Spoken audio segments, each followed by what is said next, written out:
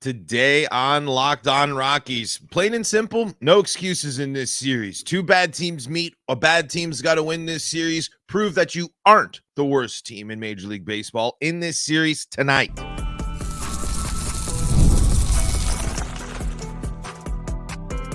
You are Locked On Rockies, your daily Colorado Rockies podcast. Part of the Locked On Podcast Network, your team every day.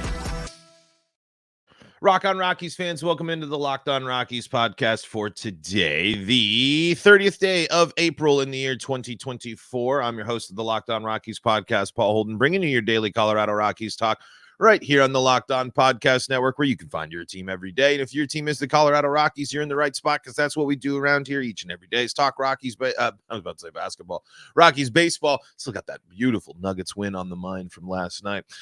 We are breaking it all down here on your favorite streaming services and on the Locked On Rockies YouTube channel, where you can be part of the show. Thank you so much for making us your first listen of the day. We really appreciate all your support, and folks, you continue to keep tuning in even throughout a really tough season here so far. So really shout outs to all of y'all, and appreciate each and every one of you for taking the time to tune in here and enjoy some try to enjoy some Rockies baseball, at least enjoy Rockies baseball together. We're brought to you by FanDuel today. Actually, I'm sorry, I misread here. We're brought to you by Monopoly Go today. Monopoly Go is really good for those that love the classic game, and the mobile classic hit twist on Monopoly is available on the App Store or Google Play, so you can play against your friends if you download now. Okay, so on the show, basically, here's where the stage is set for the Rockies. There are people that think the Rockies are the worst team in baseball. Record-wise, they are not. If they lose this series and the White Sox win, well, that path they will reach that path. The Rockies will be rock bottom worst team in baseball, because the Athletics are long gone in terms of this conversation. The Athletics have double-digit wins. The Athletics are playing good baseball. The Athletics are not who they were last year. They're still a team that isn't great, but they certainly aren't a team that gets to be just the punching bag that the Rockies have been for the rest of baseball so far this season. So here's really plain and simple. There are no excuses in this series. I mean, their history, as we talked about on yesterday's podcast, does not favor the Rockies here. I believe it was something like close to a 30% win rate they have in Miami. But Miami stinks. I mean, and everyone, I'm sure Locked On Marlins, I'm sure Peter over there is saying the same thing about the Rockies. They stink. If the Rockies go into Miami and are embarrassed or underperform or look outmatched, then that shows you even more evidence of how broken this Rockies team is. The one thing you can sit there and say is the entire first month of the year, playoff teams. Every single team that the Rockies played in the first month of the season are going to make the playoff. Have a good shot at the playoffs. Even the Astros, even with that big hole they have to dig out of.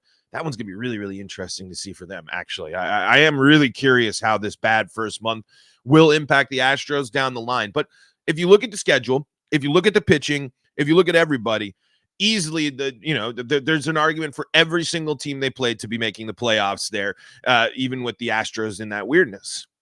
So now you're entering finally the first two series of the season where if you're the Rockies, you're sitting there and you think this has to be the most confident you felt. But it's a road series. It's in a tough to play. It's in a place that, while they don't have their starters, is a place that develops really good pitching. What is the Rockies' kryptonite? Really good pitching. If they go up there and they continue to hack and slash and try to go and swing at every single pitch, and then when it gets to two strikes and they throw curveballs in the dirt and the Rockies are saying swing, swing, swing, swing, swing, swing, swing, as it seems to be, they're going to lose. They're going to lose, and they're going to solidify their spot as the worst team in baseball in terms of record. Now, let's take a look at overall. Let's take a look at some team statistics here for these two teams, as we can see who should have the advantage here in this series. Rockies, higher batting average. Rockies have scored 2 more runs. The Rockies have 7 more hits. The Rockies have 1 less home run. Miami's got 23 home runs to the Rockies' 22. The Rockies have a higher OBP of 308 to 276. The Rockies have a higher slugging of 376 and 333. But now here's the kicker. The Rockies have a higher ERA, team ERA, by almost full point, 6.06 to 4.94, a higher whip of 1.64 to 1.51. Surprisingly enough, have not walked as many people as the Marlins. 127 walks as a team for the Marlins compared to the Rockies, 111. 255 strikeouts, though, for this Marlins pitching staff. So another reminder, if they can get strikeouts, they will strike you out. They have the ability to do it. They are certainly capable of striking you out. I mean, again, 181 to 255. That is a pretty substantial difference when it comes to strikeout. The strikeout is still a factor here for this Miami team. And then OBA is 297 for the Rockies, 264. So even with Miami hurting on the pitching side, they still have the advantage when it comes to pitching against the Colorado Rockies because they've been better. Not by much, but they've been better. I think the big key here, again, look at the strikeouts and the walks there. They still have walked 127 people. The Rockies have walked a lot of batters this year, and they've only done 111. If you can get yourself in situations where you can get free bases, free base runners on, take discipline, get into that bullpen, work this starting rotation of the Marlins, that will be one of the best things this Rockies offense can do. It's one of the things we're dying for this Rockies offense to do. Good approaches at the plate, professional at bats, take walks, and then you got to cash in. And plain and simple, this is again, you look at the stats here for the Marlins, and they can get beat. 23 home runs given up this season. Teams are slugging 331. Long ball and extra base hits have to be a possibility here for the Rockies as with a team that's out slugging and out homering this other team. Not by much. I know how close it is here, but if you have the advantage there, then you got to use it.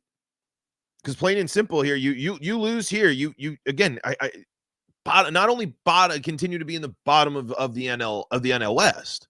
This is the bottom of baseball. It's the bottom of everybody. The Rockies hold a 1-game lead out of the basement above the White Sox and the Marlins. And we're going to talk about this later. All the hosts on Locked On rank the Rockies the worst team in baseball. I still think that isn't correct because I think the White Sox, and I do think the Marlins are worse. But you have to prove it this series. I mean, there no ifs, ands, or buts. This is a bad Miami team. And if you go into a bad Miami team and they clean your clock, I mean, there's got to be some sort of a change right there. You can't go through historically bad April and then get your clock cleaned by one of the worst teams in baseball. It plain and simple cannot happen. And if it does happen, it's more fuel for you in your front office to sit there and continue to point. And your blinders, I know the blinders. I know that Dick Monfort's blinders are very strong and powerful. But you can't deny that. You can't deny your opportunity to go start the second month of the season with your easiest competitor. If you go and you lay an egg, if you go and you just get laughed out of Miami, it's only going to get worse. I mean, when we're talking Rockies schedule here, this is something that you can't miss out on winning these series. The Rockies play the Marlins here, and then they go to Pittsburgh. Pittsburgh, I know, ain't that great, but they've often, it's back and forth between those two teams. This is the back-to-back series where you have the most opportunity to do some damage, but they're two road series. And then you play the Giants and the Rangers at home before you got to play, again, another series between the Giants and the Padres. It's amazing the Rockies don't play the Dodgers until June, which is crazy. But still, it's not going to get any easier. So when you get these series, when you get these opportunities, especially in a season like this, you got to take care of business. You got to be able to handle the Miami Marlins. Because if you're not, trade deadline's got to come, and this team's got to change. Plain and simple. The underperformance of this team, the question marks surrounding the future. I mean, you're going to be sitting there and you're going to be having to make, there has to be some tough decisions starting to be in the works there after the series if they fall flat. But I want to ask, I'm curious if you really truly believe deep down that the Rockies are the worst team in baseball. We'll dive into that. We'll look into that. We'll talk some more about that coming up on today's episode of Locked On Rockies. Before we do that, though, got to tell you about the folks that help make this show possible, and that includes FanDuel. FanDuel is your spot for all the sports betting action this crazy sports time. It's playoff time for the NBA and NHL. Baseball, well, we're a month in and got plenty of baseball left. And FanDuel is your place to bet on every game right now. New customers get $150 in bonus bets guaranteed. Yes, that's right. $150 in bonus bets guaranteed, win or lose. Bet on everything from slap shots to slam dunks to home runs, all on an app that is safe, secure, and easy to use. What are you waiting for? Visit FanDuel.com/lockedon. That's FanDuel.com/lockedon and make your first bet an automatic win. $150 in bonus bets, automatic win. FanDuel.com/lockedon. FanDuel, America's #1 sportsbook. This is the Locked On Rockies podcast for free and streaming on your favorite streaming services, bringing you your daily Colorado Rockies talk right here on the Locked On Podcast Network, where you can find your team every day. If you like the show, if you like what we do around here, if you want to check us out, you can find us on your favorite streaming services. You can also find us on the Locked On Rockies YouTube channel, where you can be part of the show by firing off your Rockies hot takes, letting me know what's on your mind when it comes to the Colorado Rockies and this series here coming up against the Miami Marlins. Thriller. When you're looking at the ESPN matchup predictor over here, this is probably one of the better percentages that I've seen for the Rockies in a while. 56% win percentage for win possibility percentage for the Marlins, and 44 for the Rockies here. So I'm curious. I really am curious here who you think is the bottom of baseball. The Locked On Power Rankings have the bottom 3 teams in baseball, with the team in last place being the Colorado Rockies. And while I do think that they are a bottom team in baseball, deservingly so, I take a look at the Miami Marlins season this year. I take a look at who they've lost to, and I take a look at the teams that they've played. Pittsburgh's not a playoff team. The Angels aren't a playoff team. St. Louis isn't all that great. But lately, and same with Washington. I'd say that the Marlins have played 3 teams on here that are not playoff teams. I know Washington can flirt with something, and Pittsburgh maybe as well. But I'm not ready to confidently call Pittsburgh and Washington playoff caliber teams. Certainly not the Angels there as well. But the Marlins have lost now 1, 2, 3, 4, 5, 6, 7 games in a row, including 2 shutouts in that time, and multiple blown save opportunities, blown big leads as well. They lose to Atlanta in a 4-3 ball game in 10 innings. They lose to Washington 12-9. So this is a team that's giving up runs. In their last series there against Washington, and this was a home series for the Marlins as well. They were outscored, 33-16, I think, if my quick math is correct. We've seen that before. I mean, we've seen teams do that to the Rockies. I'm not saying the Rockies can confidently do this, but I'm not buying into some of these. I think when you're comparing strength of schedule, Miami has played an easier schedule and has struggled mightily with it. I mean, they've still played good teams. The Yankees had 2 series against Atlanta, the Cubs, San Francisco. San Francisco stumbled out the gate as well. But these 2 teams are pretty close to each other in terms of what's going on. But the Rockies do have one more win. And the Rockies, I think, do still have an advantage in this series. Outside of the fact, if this was a Coors Field series, you'd feel a little bit better. But there's no better time to prove that you aren't the basement dweller. I mean, it's this series right here. I personally think that the Miami Marlins and the White Sox are worse. I think the White Sox are the worst team in baseball, and I think the Marlins and the Rockies probably you could interchange for the last 2 spots. I know it's not much, I know it's really kind of grasping at straws, and it's how much do we really care about the Rockies being a bottom 3 team in baseball versus the worst team in baseball. For me, it's about those small things when you look at it. There's a massive problem if you're considered to be the worst team in baseball. Because the problem if the Rockies were considered to be the worst team in baseball is you can't sit there and necessarily say that they're fully bought into the rebuild thing. You can't sit there and say they've fully done the A's approach of last year where they're just trotting out every young guy and doing those type of things. Plain and simple, this series is a way to avoid embarrassment. Avoid just the stigma that continues to plague the Colorado Rockies. This is a team that desperately needs to go and do something on the road against a team that's struggling, against a team that struggled at home. Miami's only won twice out of their 6 wins here this season. 2 of them have come at home. They went on the longest losing home streak to start the season in their franchise history. When we're talking about teams that keep making the wrong type of history, these 2 teams continue to do that. And you have to be the one that makes the right type of history. You have to be the team that starts snapping your streaks. This is the series to not fall behind. This is the series to end that. Because guess what? If the Rockies fall behind tonight, they are in sole possession of the longest streak of falling behind and trailing in games in Major League history to start a season. The Rockies have trailed in every single game they've played. They haven't won back-to-back games since mid-September.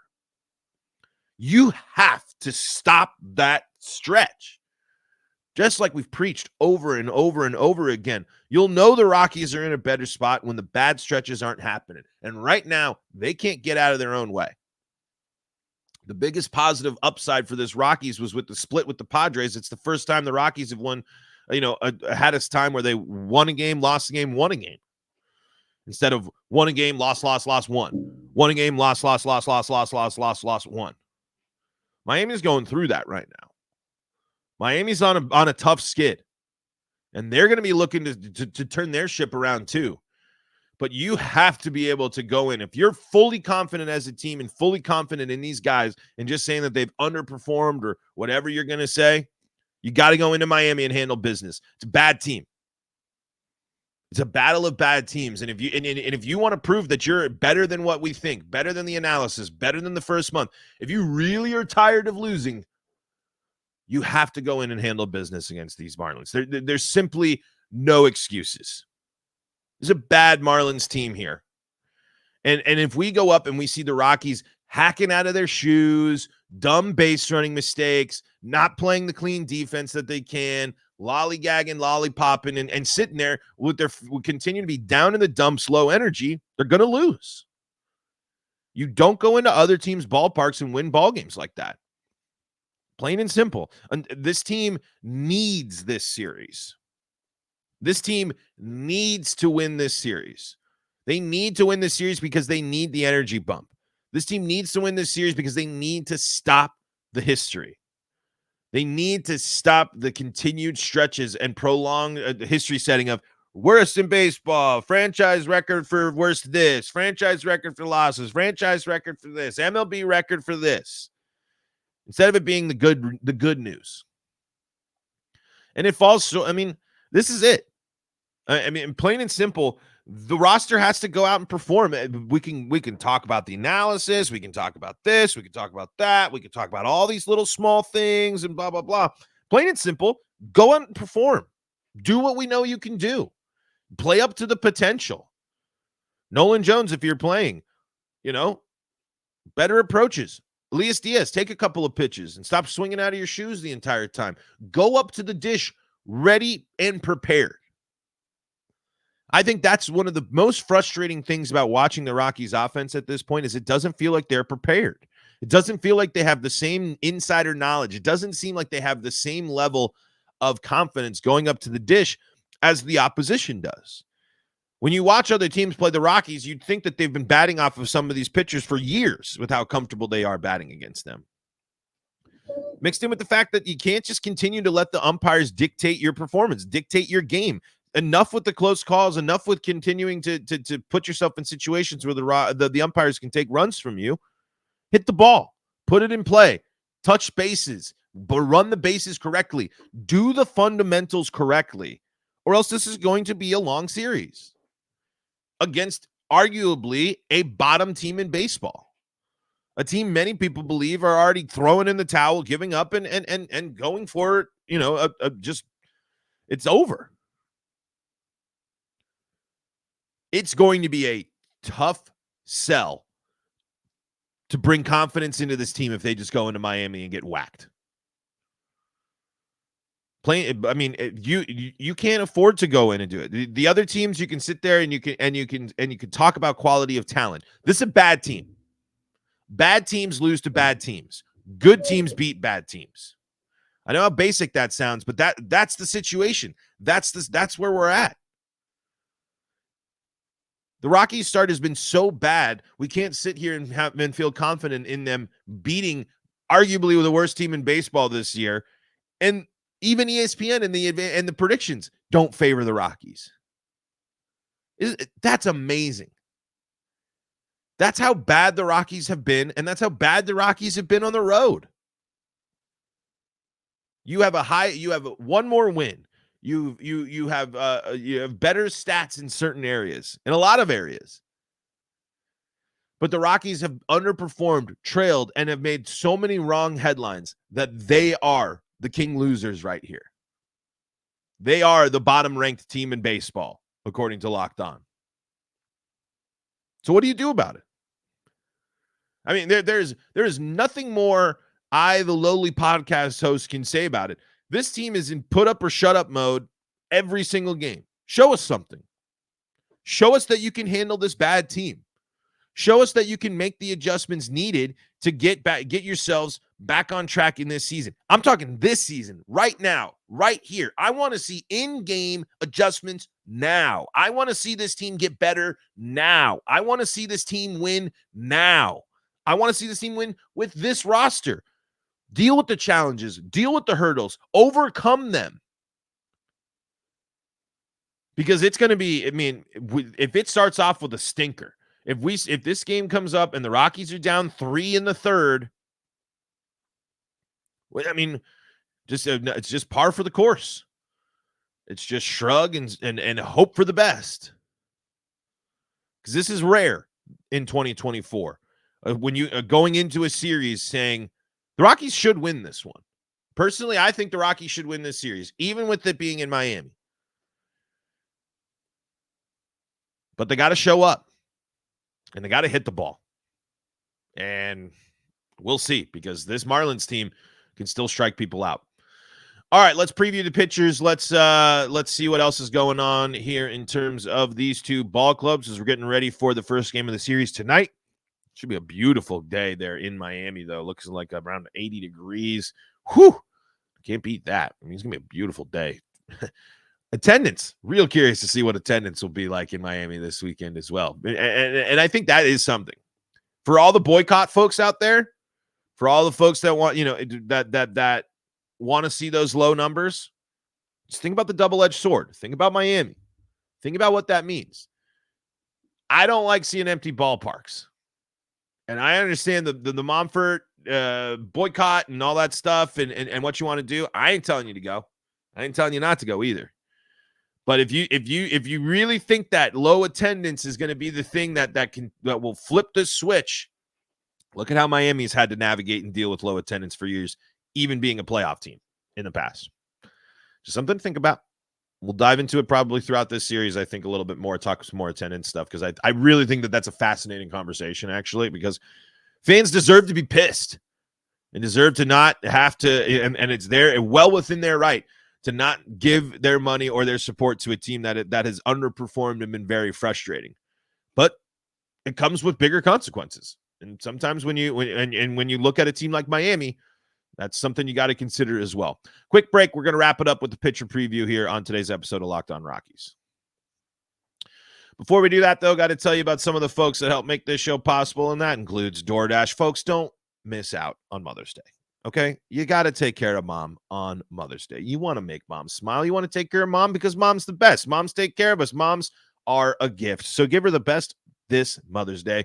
Get gifts as thoughtful as she is with DoorDash. Select from hundreds of expertly crafted bouquets to the best of tech to self-care essentials and more delivered right to your door. You can pair flowers with a gift card so she can celebrate with any way she wants. Maybe she's a bookworm. Try a bookstore gift card. Does she love a good latte? Get a gift card to her favorite coffee shop. You can't go wrong. Get all your Mother's Day gifts all in one place and get 50% off your next order up to $15 when you spend $15+ on your next flower, convenience, grocery, or retail order now with Locked On MLB. That's Locked On MLB. You want to order using the DoorDash app today and code Locked On MLB. Get that 50% off your next order. Terms do apply. Locked On Rockies podcast, free and streaming on your favorite streaming services and available to you on the Locked On Rockies YouTube channel. Hey, you can check out all your Rockies action on SiriusXM and the SiriusXM app. Just search Rockies, Colorado Rockies. You'll be taken to where you need to go. Tonight, Ryan Feltner takes the bump around against Sixto Sanchez here. Sixto Sanchez is 0-1 with a 7.20 ERA and a whip of 1.70 in 10 innings pitched.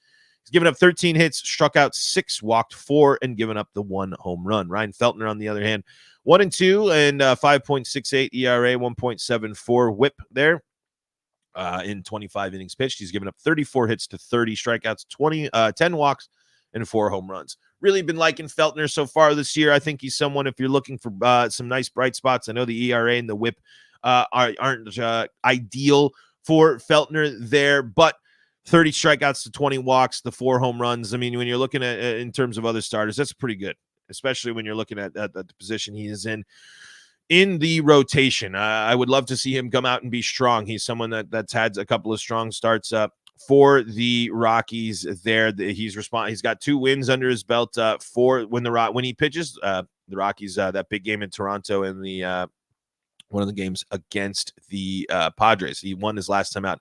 Last time up, though, he's been giving up hits. You know, in his last 3 starts, he's given up 27 hits. And in that time, they have scored, teams have scored 12 runs and 3 home runs in that time. He's had at least 2 walks in the last 3 games as well for Feltner. Actually, 2 walks in every single one of his starts so far this year. Would love to see a 0 or a 1 there to cut that down. But 2 walks in terms of the grand scheme of things with how many walks that this team gives up. If it's only 2, that's fine. But, you know, some decent strikeouts here as well. He's had at least 4 strikeouts in all of his starts, maxed out at 10 strikeouts against Tampa Bay. He did get 8 strikeouts in the 7-6 loss against Philly there as well. So Feltner certainly has put the Rockies in good positions and has helped them be in the right spots to win when he is on the bump here. The biggest issue, of course, though, those walks and again, hits. A lot of hits given up here in his time. Would like to see him go a little further in the game as well. Only goes into the 4th inning there against San Diego. Would love for him to get through the 5th here against Miami tonight. That would be key there. And then, like we said, Sixto Sanchez is coming back. He's been an interesting story there. But here you go. I mean, it's time to perform. It's time to deal with it. But this team's still got good players on it on offense as well. Luis Arias is batting over 300 as well. Jazz Chisholm has 17 RBI and 4 home runs this year. There's still plenty of offensive threats on this Miami team, and they're a team that's been scoring runs as well. I mean, they've been giving up a lot of runs, but they've also they haven't been shut out in their last 5 games, and they've put up some crooked numbers in that time as well. So here it is. It's a no excuse series for the Rockies. You got to perform. You got to play against this bad team, and you got to show the rest of baseball that you're not the worst team in Major League Baseball. Folks, that's going to do it for today's episode of Locked On Rockies. Thank you so much for joining us and making us your first listen of the day. We're free and streaming on your favorite streaming services. We're also on the Locked On Rockies YouTube channel where you can go and check us out. Subscribe there to be up to date with the video pod and be part of the conversation with the Locked On Rockies YouTube comment section. For your second listen, go check out Locked On MLB, or if you need more great playoff coverage, Locked On Nuggets and Locked On Avalanche got you covered there, and Locked On Buffs and Locked On Broncos, keeping you up to date with all things football in the old wonderful Mile High State City. No, Mile High City. Is it technically the Mile High State? I don't know if they call it that. Anyway, but folks, I'm Paul Holden. This is going to do it for today's episode of Locked On Rockies. We'll be back in action tomorrow right here on the Locked On Rockies YouTube channel. So don't miss out. And until next time, this is Paul Holden saying so long from the Locked On Rockies podcast.